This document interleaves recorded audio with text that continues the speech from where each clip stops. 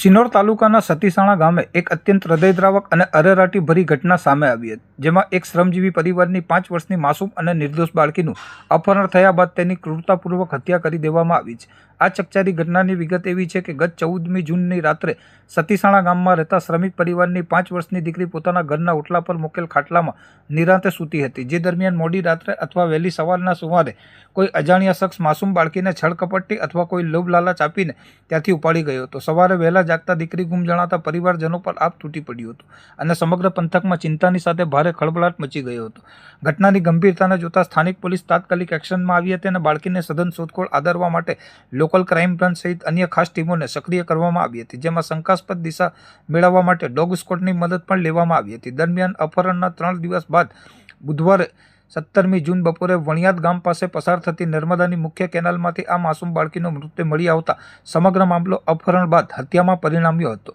ચોંકાવનારો ઘટસ્ફોટ થયો હતો. માસૂમનો મૃતદેહ મળતા જ શ્રમિક પરિવારમાં ભારે આક્રંદ છવાઈ ગયો હતો. જોકે સિનોર પોલીસ અને જિલ્લા પોલીસની ટીમોએ ટેકનિકલ સોર્સ અને હ્યુમન ઇન્ટેલિજન્સના આધારે ગણતરીના કલાકોમાં જ આ ઘાતકી ગુનાનો ભેદ ઉકેલી નાખ્યો હતો અને અપહરણ તેમજ હત્યાના મુખ્ય આરોપી અજય લક્ષ્મણભાઈ રાઠોડિયા ઉંમર વર્ષ 26ને દબોચી લીધો હતો. હાલ પોલીસ દ્વારા હત્યારા આરોપી સામે કાયદાકીય ગાડીઓ મજબૂત કરવા માટે આગળની કડક કાર્યવાહી હાથ ધરવામાં આવી છે. બીજી તરફ હત્યા પાછળના અસલી ગુનાહિત હેતુ શું હતો અને કેનાલમાં ફેંકતા પહેલા માસૂમ બાળકી સાથે કોઈ દુષ્કૃત્ય કે છેડછાડ થઈ હતી કે કેમ તે તમામ પાસાઓની સચોટ વિગતો મેળવવા માટે બાળકીના મૃતદેહને પોસ્ટમોર્ટમ અર્થે ખસેડીને પીએમ રિપોર્ટની રાહ જોવાઈ રહી છે.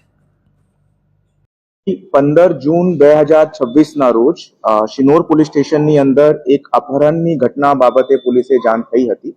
રાત્રે 12 થી 3 વાગ્યાની વચ્ચે એક 4.5 વર્ષની બાળકીનું પોતાના ઘરથી અપહરણ થયું એવી માહિતી પોલીસે મળી હતી. તો આ કેસની ગંભીરતાને જોઈને તાત્કાલિક પોલીસ દ્વારા કેસની અંદર તપાસ શરૂ કરવામાં આવી હતી.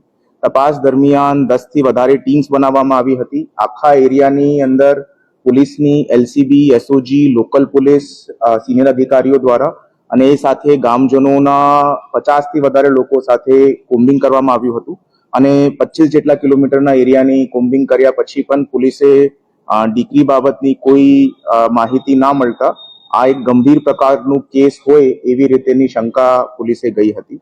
તો પછી તમામ પાસાઓને ધ્યાનમાં રાખીને તમામ જો ઘટના બની શકે છે એ તમામ પહેલુઓને જોઈને પોલીસ દ્વારા ટેકનિકલ સોર્સિસ અને હ્યુમન સોર્સિસથી આની અંદર ઇન્વેસ્ટિગેશન ચાલુ કરાઈ હતી.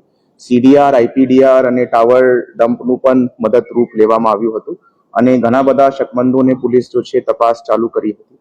એ પછી પોલીસે થોડા ઘણા બધા ક્લૂઝ મળતા એક અક્યુઝડ અજય લક્ષ્મણ રાઠોડિયા જો કે વિક્ટિમના ઘરને સામેવાલે ઘરની અંદર જ રહે છે, એ જ પલિયાનો રહેવાસી છે, તેના ઉપર શક ગયો અને વિક્ટિમ દ્વારા આ પોલીસે કન્ફેસ કરવામાં આવ્યું છે કે ભાઈ એમના દ્વારા આ દીકરીનું મર્ડર કરવામાં આવ્યું છે અને ગઈકાલે મર્ડરની ડેડ બોડી કેનાલની અંદર કઈ જગ્યા એમના દ્વારા ફેંકવામાં આવી છે તે જગ્યા બતાવતા વિગતવારનું પંચનામું કરીને પોલીસને દીકરીની જો ડેડ બોડી છે તેને રિકવર કર્યું છે. આજે જો છે આ કેસની અંદર હવે મર્ડરનો કલમનો ઉમેરો થયો છે અને આજે પેનલ પીએમથી એમનું પીએમ જો છે તે વડોદરાની અંદર કરાવવામાં આવ્યું છે. આરોપીની ધરપકડ હાલ પોલીસ દ્વારા કરવામાં આવી છે અને મોટિવના અનુસંધાને આરોપીનું અફેર એમના પરિવારની એમની માતા સાથે હતો અને એ માતા સાથે જ્યારે આરોપીનો ઝઘડો થયો તે બાબતની અદાવત રાખીને એમને આ દીકરીનો મર્ડર કર્યો છે એવી રીતેની હકીકત હાલ સામે આવી છે. રિમાન્ડની પ્રોસેસ માટે પોલીસ અત્યારે આરોપીને કોર્ટમાં રજૂ કરશે અને એની અંદર આગળની કાર્યવાહી કરવામાં આવશે. સર, આ આરોપીને આ મર્ડર કરવાનું પછી કારણ શું હતું? એમની અદાવત રાખીને, કેમ કે એમની જો મધર સાથે જો છે એમનું અફેર હતું અને એ અંદર જો છે એની મધર સાથે એમનું ઝઘડો થયો હતો અને એ અદાવતમાં રાખીને એમને આ દીકરીનું મર્ડર કર્યું. હાલ સુધી આ આરોપી અજય લક્ષ્મણ રાઠોડિયા ઉંમર 24 વર્ષ છે. આનું હાલ પૂરતું કોઈ બીજો ગુનાહિત ઇતિહાસ હા તે બાબતની તપાસ હાલ ચાલુમાં છે. We are waiting for the postmortem report to come in and પૂછપરછ પણ આરોપીની હાલ ચાલુમાં છે. કોઈ એવી રીતેની ઘટના સામે આવશે તેની અંદર પણ યોગ્ય કલમનો ઉમેરો કરવામાં આવશે. બાલકી જો છે રાત્રે ઘરના કમ્પાઉન્ડની બહાર પોતાના વડીલો સાથે ઊંઘતી હતી એન્ડ આ અક્યુઝ જો છે તે બાલકીનો નોન હતો. તો નીંદની અંદર જ એ પોતાના ખભા ઉપર ગોદીની અંદર લઈને બાલકીને જતો રહ્યો હતો અને થોડાક દૂર ગયા પછી જ્યારે બાલકી રડવાનું ચાલુ કર્યું હતું તો ત્યાંથી જ એક પ્લાસ્ટિકની દોરી લઈને એમને ટૂંકો ફાંસો ખાધીને એ દીકરીની મૃત્યુ કરી છે.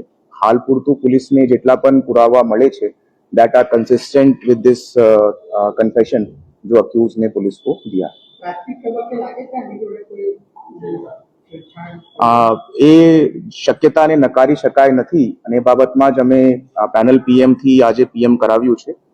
Let the PM report come in only then we can say कि एग्जैक्टली क्या हुआ है इस केस के अंदर અને આરોપીની પણ પૂછપરછ ચાલુ છે.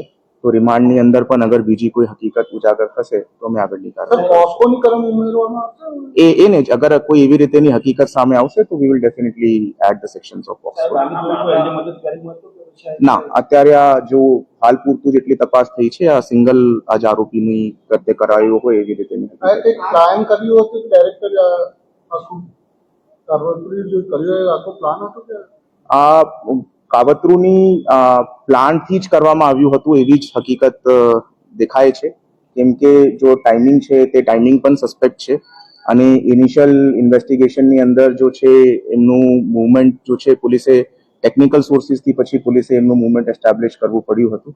આઈપીડીઆરની મદદથી અમે લોકોએ આ કેસની અંદર રાત્રે જો સમયગાળો છે એ સમયગાળા દરમિયાન આ આરોપીની હાજરી મૂવમેન્ટનું પ્રસ્થાપિત કર્યા પછી અમે આનું ભેદ ઉકેલ્યું છે. જે બાળકીની માતા છે એમની જોડે કંઈક પૂછપરછ કરવામાં આવી. That investigation is still ongoing and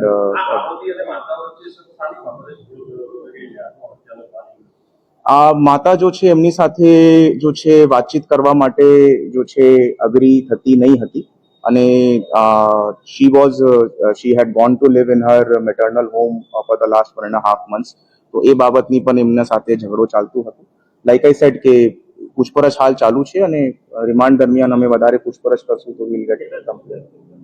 That everything we'll get to know once we have the accused. પરિવારમાં એક જ બાળક છે બીજા બાળકો પણ છે. તો આ ધારો આ જે આરોપી છે એ આરોપી અને પેલા લેડીઝ વચ્ચે અફેર હતો તો કોઈ પહેલા લેડીઝે કોઈ સ્થાનિક પોલીસ સ્ટેશનમાં ના, આવી રીતેની કોઈ હકીકત પોલીસે જે તે સમયે કોઈ અરજી કરવામાં આવી હોય એવી કોઈ વસ્તુ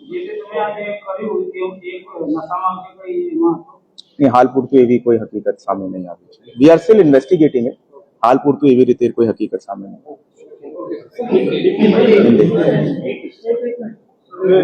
શોર્ટમાં